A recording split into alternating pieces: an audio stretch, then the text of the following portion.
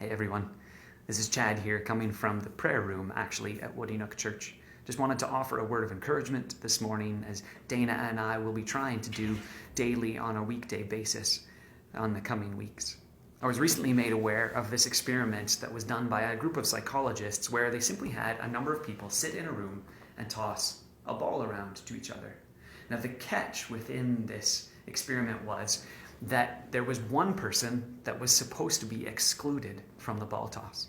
Now you can picture the moment as the ball moves around the room and this woman or man is getting more and more excited about the ball being passed to them, even though it seems like a really weird thing to be excited about. They would notice after a while, however, that people are avoiding eye contact with them, and it would become fairly clear that she was being excluded from the ball toss. Now, psychologists mentioned after this experiment that all of the members that were excluded felt an increased sense that life in general is meaningless and devoid of purpose. That simple exclusion from having the ball tossed to them caused them to feel as though they were meaningless. You know, it's this sense of fear that we are not worthy of things that sometimes creeps into our lives. And I'm sure this brings up memories for you, as it does for me, of being picked last when you're in a school team, or maybe sitting on the bench during a basketball game because the coach doesn't think you're good enough, or maybe you feel that way right now. You feel as though everybody else is included in some way except for you. Well, if you feel that way, I'd encourage you to reach out, to connect with someone. Pastor Dana or myself are here to connect with you. We'll be more than happy to chat with you on the phone in some way. We also want you to know that there's nothing that could ever separate you from the love of God that is in Jesus.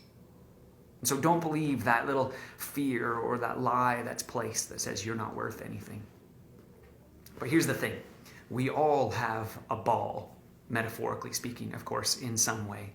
A ball that we can toss to someone else so that they will feel included and special and welcomed in our lives and just in life in general.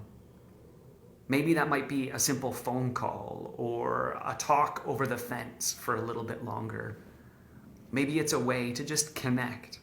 So who do you suspect that might need some encouragement today? Who might feel excluded? Who could you toss a ball to?